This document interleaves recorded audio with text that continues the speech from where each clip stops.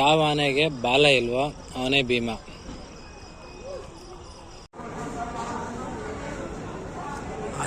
ಆಚೆ ಎಲ್ಲ ತುಂಬ ಜನಗಳಿದ್ದಾರೆ, ಯಾರಿಗೂ ಎಂಟ್ರಿ ಇಲ್ಲ. ತುಂಬ ನೋಡಿ ಕಣ್ಣಾಯಿಸಿದಷ್ಟೆಲ್ಲ ಜನ ಇದ್ದಾರೆ ನೋಡಿ. ಆಮೆಯಿಂದ ನೋಡಿ ನೋಡಿ ಕಣ್ಣಾಯಿಸಲಷ್ಟು ಜನ.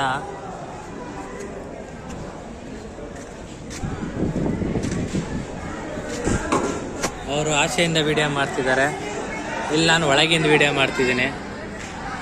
ಅವ್ರು ಒಳಗೆ ಹೆಂಗೈತೆ ಅಂತ ನೋಡಬೇಕು ಅಂತ ಇಣಿಕೆ ನೋಡ್ತಿದ್ದಾರೆ.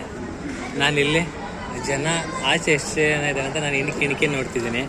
ನನಗೂ ಅವ್ರಿಗೂ ಇಷ್ಟೇ ವ್ಯತ್ಯಾಸ. ನಾನಿವಾಗ ನಿಮ್ಗೊಂದು ಅಪ್ಡೇಟ್ ಕೊಡ್ತಿದ್ದೀನಿ. ನಾಳೆ ಎಲ್ಲ ಯಾರ್ಯಾರು ಬರ್ತಾರೋ ಅವ್ರಿಗೆಲ್ಲ ಇಲ್ಲಿ ಸುಮಾರು ಇಲ್ಲ ಅಂತಂದ್ರು ಒಂದು 20,000 ತನಕ ಚೇರ್ ಹಾಕಿದ್ದಾರೆ.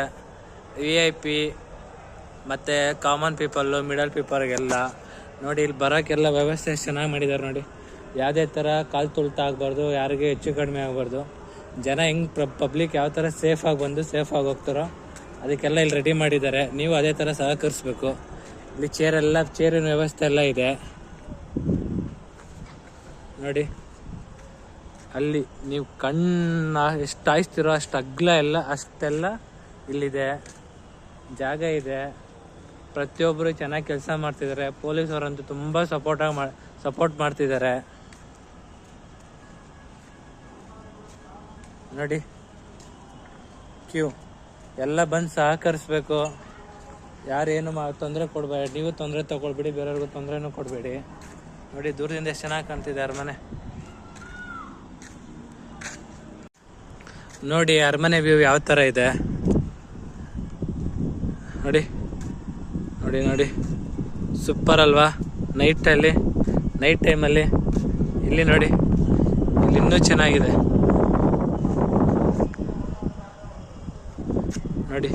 ಈ ಥರ ತುಂಬ ಚೆನ್ನಾಗಿ ವ್ಯವಸ್ಥೆ ಇದೆ. ಕಾಣಿಸ್ತಿಲ್ಲ ಅಂದ್ಕೊಳ್ತೀನಿ. ಇವರೆಲ್ಲ ಬಂದ್ಬಿಟ್ಟು ಮಾವತ್ತೂರು ಮಕ್ಕಳು.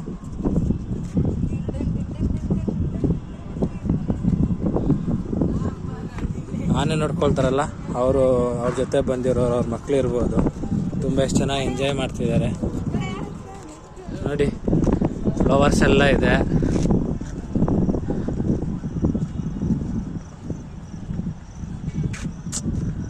ನೋಡಿ.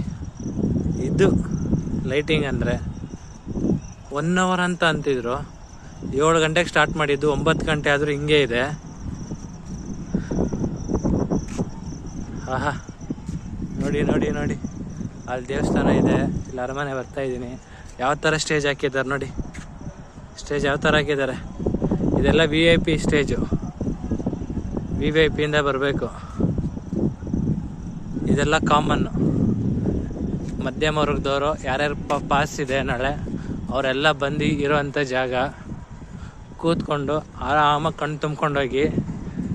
ನನಗೆ ಬಂದಿರೋ ಮಾಹಿತಿ ಪ್ರಕಾರ 3 ಗಂಟೆ ಮೇಲೆ ಅಂಬಾರಿ ಸ್ಟಾರ್ಟ್ ಆಗುತ್ತೆ. ಅಭಿಮನ್ಯು ಹೊತ್ಕೊಂಡು ತಿರುಗಾಡ್ತಾನೆ ನೋಡಿ. ಎಷ್ಟೊಂದಿದೆ. ಇದೇ ಥರ 10-12 ಜಾಗದಲ್ಲಿ ಹಾಕಿದ್ದಾರೆ.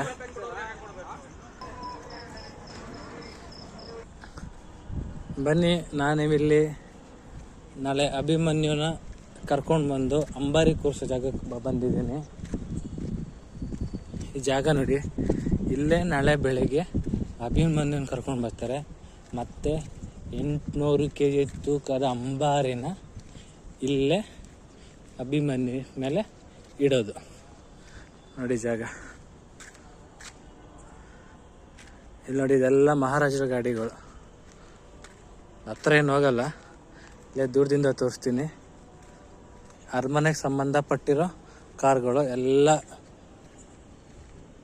BMW, ತುಂಬ ಈ ಥರದ BMW 4-5 ಕಾರ್ ಇದೆ, ಬೆಂಜ್ ಇದೆ, ಎಲ್ಲ ಇದೆ.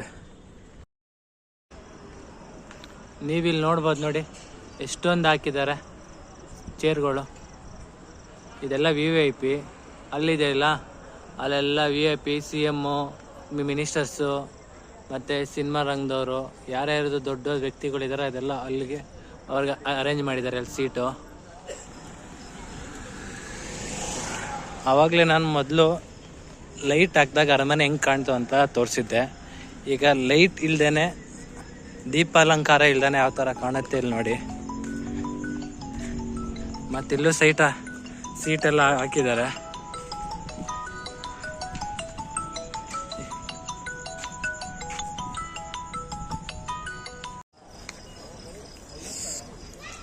ನೋಡಿ ಇದು ಕಂಜನ್ ಅನ್ಸುತ್ತೆ.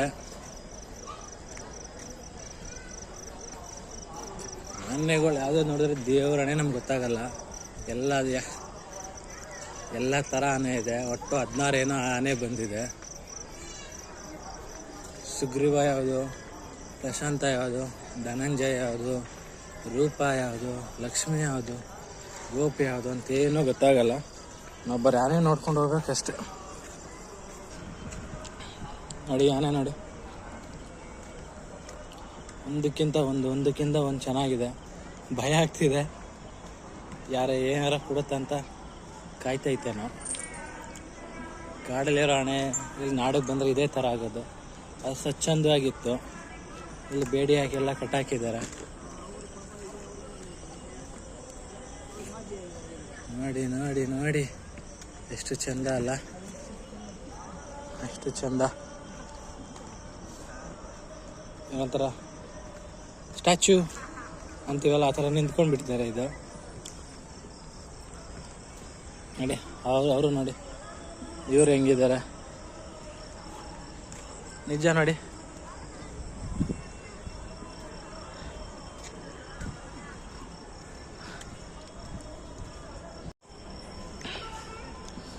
ಇಲ್ಲಿ ಆನೆಗಳಿದೆ ನೋಡಿ.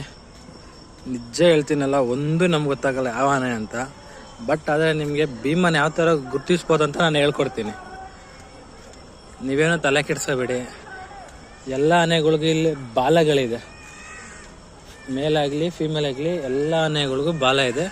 ಬಟ್ ಆದರೆ ಭೀಮಂಗೆ ಮಾತ್ರ ಹಿಂದೆ ಬಾಲ ಇಲ್ಲ ನೋಡಿ. ಇವನೇ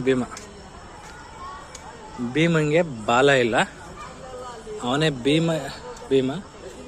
ಯಾವ ಆನೆಗೆ ಬಾಲ ಇಲ್ವೋ ಅವರೇ ಭೀಮ. ನೋಡಿ ಕತ್ಲಲ್ಲಿ ಎಷ್ಟು ಚೆನ್ನಾಗಿ ಕಾಣ್ತಾ ಇದ್ದಾರೆ ಭೀಮ ಅವರು.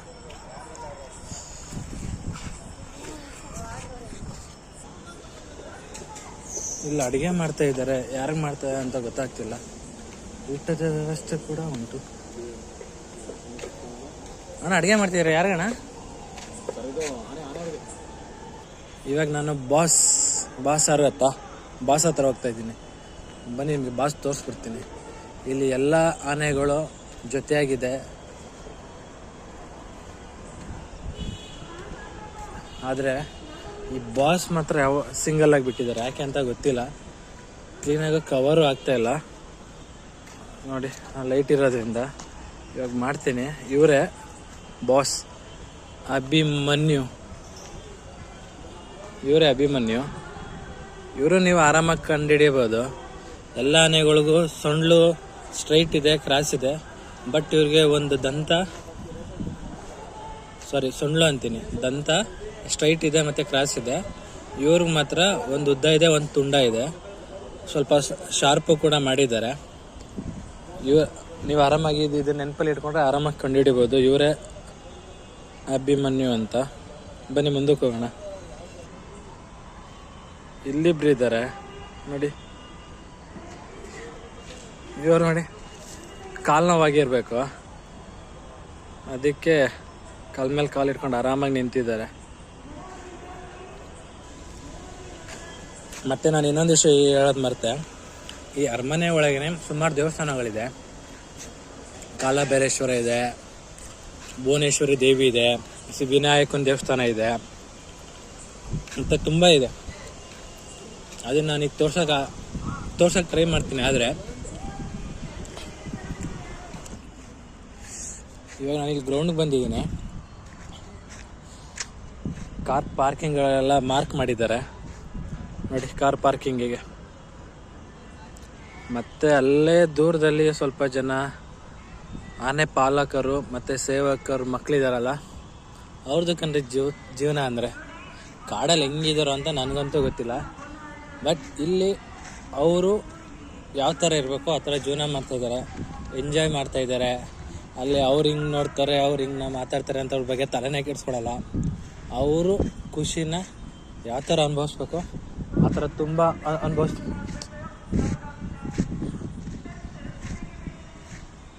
ಅವ್ರ ಜೀವನ ಅವ್ರು ಮಾಡ್ತಾಯಿದ್ದಾರೆ, ಯಾರ ಬಗ್ಗೆನೂ ತಲೆ ಕೆಡಿಸ್ಕೊಳ್ತಾನೆ.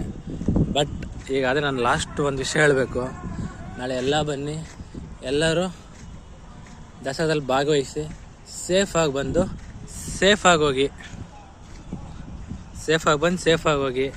ನಿಮ್ಮ ಮನೇಲಿ ನಿಮ್ಮ ಅಪ್ಪ ಅಮ್ಮ ಹೆಂಡತಿ ಮಕ್ಕಳೆಲ್ಲ ಕಾಯ್ತಾ ಇರ್ತಾರೆ.